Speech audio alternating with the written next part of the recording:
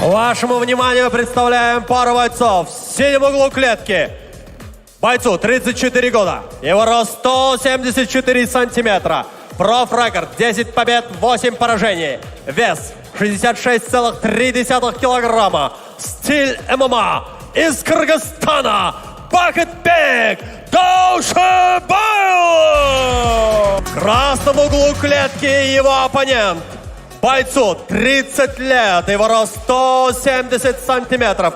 В его активе 6 побед, 8 поражений. Вес 66,3 килограмма. База ММА из Казахстана. Карсалыңыздар, Сержан Бойко Сапаргалиев! Бойцы на середину. Поприветствовали. Вы профессионалы. Правила знаете, не нарушаем. Слушаем мою команду внимательно. После команды «Стоп» прекращаем все действия. Покажите красивый, честный бой. Удачи. Кандайча? Акча кайтарылып келет? Андан да көп интернет. Эч кандай комиссия жок? Ооба, акча кайтарылып келет. Виза карталары боюнча 2% кэшбэк. Интернет көбүрөөк болот. Ай сайын плюс 10 гигабайт. Комиссиялар болсо жөн гана жоголуп кетет. Мой О тиркемесинде О Праймды кошуп алыңыз. 90 күн бою акысыз. О Прайм күн сайын пайдалуу.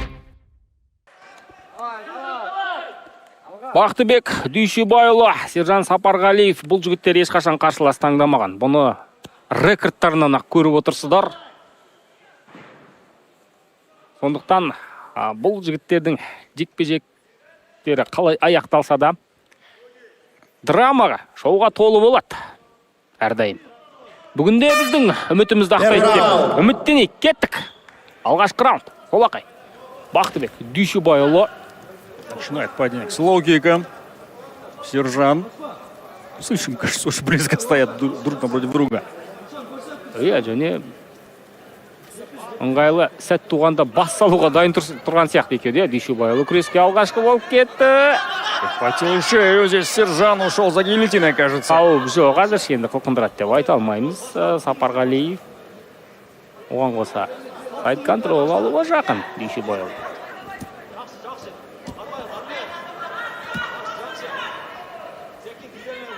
Бермеді. Мойынды жіберуге де тура келді бұл жерде Сапаргалиев.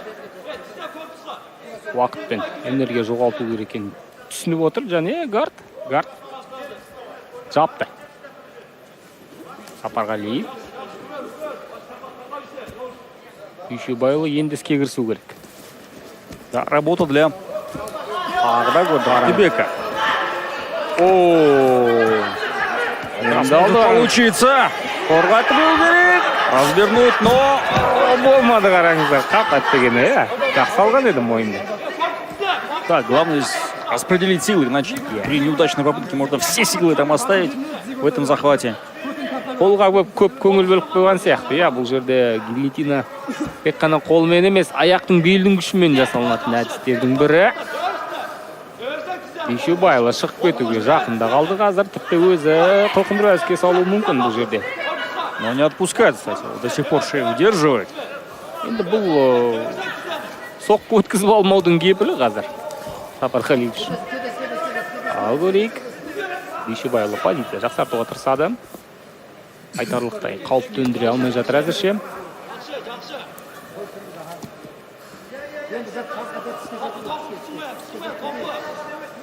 Қолға ортөбәсін жасау болатын отысқан. Дүйшүбайұлы бірақ әзірше бір позицияда бекіте алмай жатыр.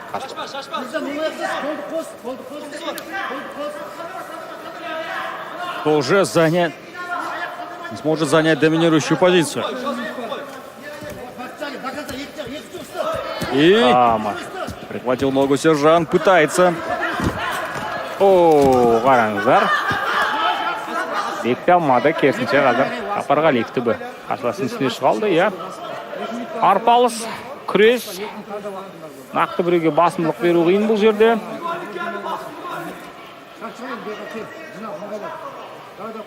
Бұл жерден де әрине қазір әзірше соққы жасай алмайды. позиции. Самый удобный для нанесения ударов. Қараңыздар. Дүйшебайұлы аяққа әдіс жасаймын деп бәлеге қалды, қараңыздар. Өкшеден алып, қайырмақшы. ММА-де аяққа ауырту әдісін жасау бұл үлкен тәуекел, шыны керек. Меньше 2 минут до окончания первого раунда остается. Ногу необходимо освободить Сержану. Пробивание. Тағы да ауыр соққы. Сонда да, қараңыздар, болмайды.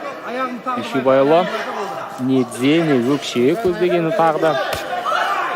Оңай емес. Аяқты тартып алу, әсіресе бастан соққы салып жатқан кезде. Не ослабляет захват, кстати. Ақтыбек. Аяқты әдістердің шебер болу керек деген сөз.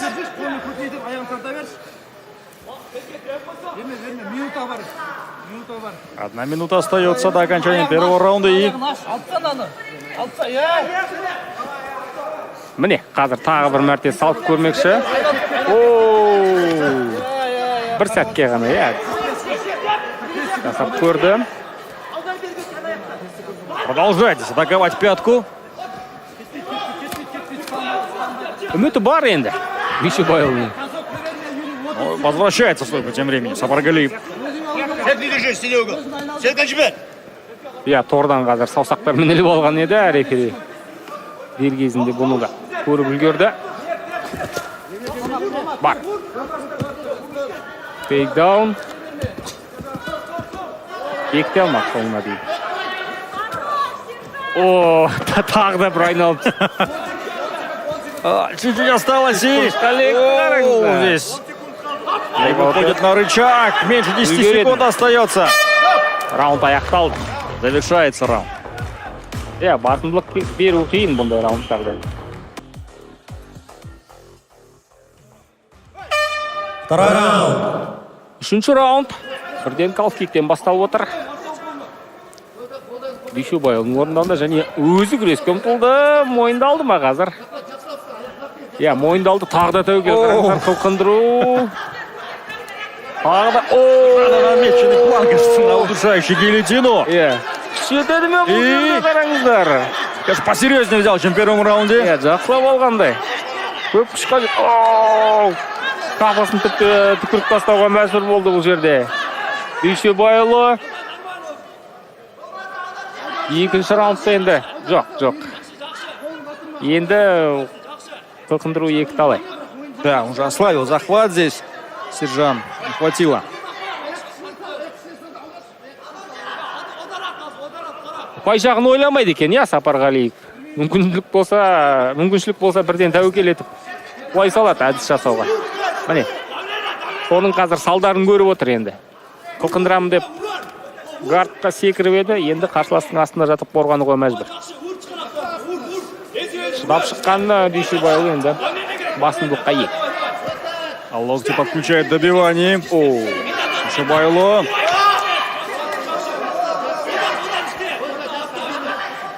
Аяқ айналып өтуге тырысады. Отлично. Сквип және қазір бұл позициядан Бақтыбекті біраз қауіп төндіре алды. Біз бұны көрдік, Бақтыбек Дүйшебайұлы. Бірінші раундта бұрыш салып көрді, қолға да ұту әдісін салып көрді.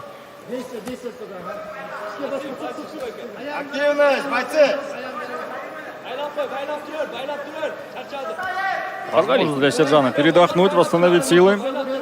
Но необходимо все так или иначе демонстрировать. Да, только я сказал, активность. Рефери решил вернуть бойцов в стойку. И в центре октагона. Айкик от Ақтыбека. Дүйшебайұлы күреске ұмтылды және тағы да мойынды қақтайды. Қайта осындай жағдай қайталанады. Мойындалғанмен нәтиже жоқ бұл жерде. С каждым разом, каждая попытка гильотины забирает все больше и больше сил. Поэтому нужно тоже думать, что руки забиваются каждый раз. Қарсыласын.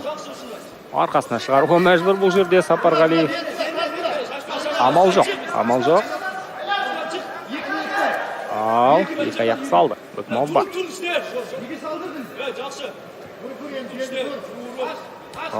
Бекмаунт оформляет. Иә, бар салмаған Сапарғалиев қазір қарсыласының үстіне салуға тырысады.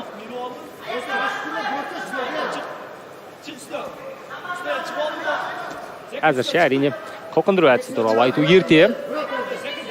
Қазір Дүйсебайұлы үшін позицияны сақтап қалу ең алдымен.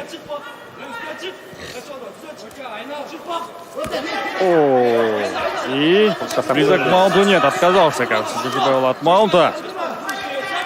Иә, естественно, тағы да міне қарсыласының арқасында ең бастысы соққы жаудыруға болады. Оп-оңай қайтарды Бекмаунт, байқасаңыздар. Бар. Иә, аяқпен қазір жақсылап алған және раундтың соңына дейін ұстауға тырысады. Қатты бір асығып тәуекел етудің қажеті жоқ. Бұл раундты енді Бақытбек алуы керек. Да, здесь больше контролирует своего оппонента во втором раунде. А меньше опасных моментов от Сержана.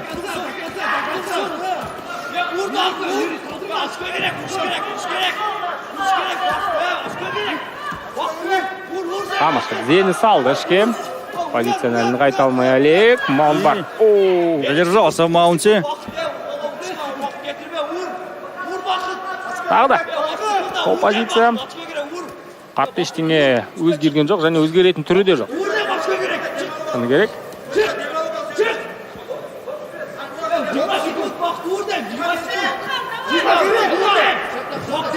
Тағы да маунт. Енді соңғы секундтарда қатын көтерді. Наносит удары. Дүйсебайұлы.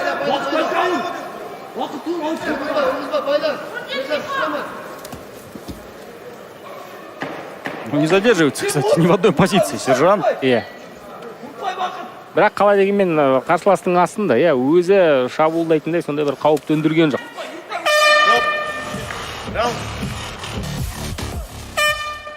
Үшінші раунд. Жоғарыда айтқандай шешуші болып шығуды әбден ықтимал. Алғашқы екі раундты шамамен 1-1 деп қорытындылауға болады. Иә.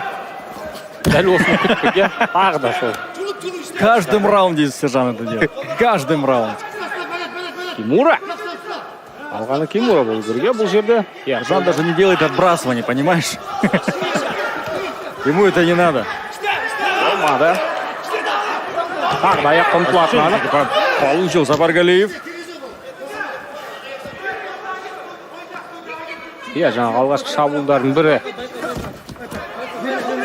Бірінен кейін қабақ жарылған екен. Ал көрейік. Орады аяқ. Бар, тегден, бірақ. Не смог удержать позицию своего оппонента Дүйсебайұлы. Иә, сол айтарлықтай бір басымдылық жоқ. Байқасаң, алма кезек, бір-бірін айналдырып қайта-қайта. Қазір Сапарғалиев қарсыластың үстіне шығуға жақын қалды. Екеуі де әбден шаршады. Енді бұндай күрес мәнері әрине өте көп күш алып қояды. Шаршатып жүреді әбден. Болмады, тағы да барлығын қадағалап көріп тұр әзірше Дүйсебайұлы. Дер кезінде айналып үлгерді. Вот как оценивают действия в партере? Кому давать балл? Дүйсебайұлы или Сапарғалиев? Бұл жерде енді ешкімге ұпай беремейді әзірше. Міне қазір бірдеңе болуы мүмкін. На протяжении всего раунда, непонятно, качели просто происходят. То один, то второй занимает более-менее доминирующую позицию. Вот сейчас бэкмаунт есть и пытается сменить позицию. Дүйсебайұлы. Қарсыластың үстіне шығып алуға жақын қалды, бірақ болмады бұл жолда. Тағы да бэкмаунт.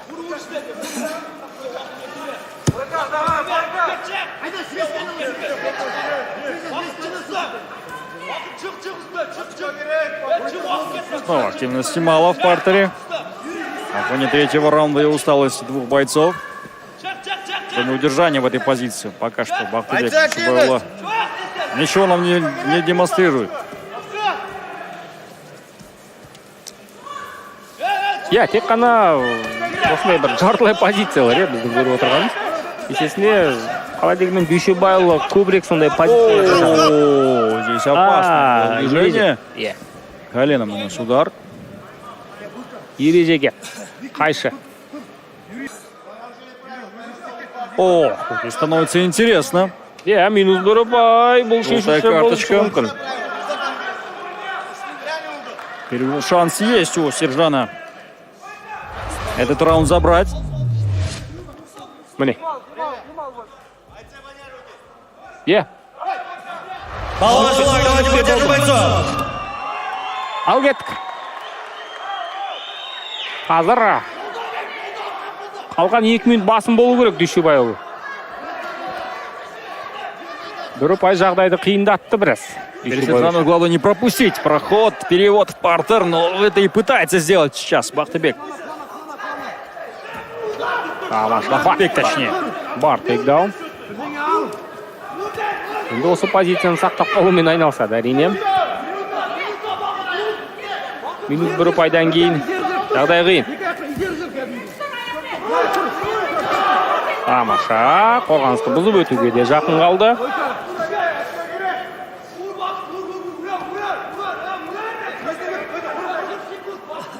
Иә, сол біз айтып отырған жартылай позициялар, шабуылдардың барлығы да бір соңына дейін жетпей жартылай жасалып жатыр. Рынси, кажется.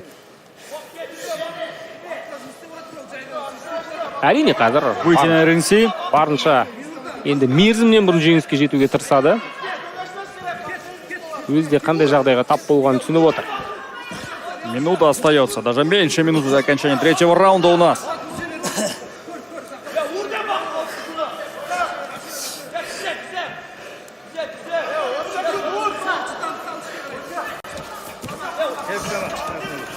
И снова стягивает в партер. Бақытбек. Тағы да позиция алмас. Қараңыздар, міне енді Сапарғалиев қазір қарсыласты торға тіреп шабуылдап көреді. Және бұл жекпе-жектен де тең деген нәтиже тіркелсе де таң қалмаймын, шыны керек. Ал Тимур арқылы қарсыласты бір аударып көруге болады. Дүйшебайұлының күші жетеді ме екен бұған? Жоқ. Шабуылдың алдын алды. Жекпе-жек аяқталды. Төрешілердің шешімін күтеміз. Это был напряженный поединок двух достойных бойцов. Мы обратились к судейским запискам и по итогам 3 раундов объявляется ничья!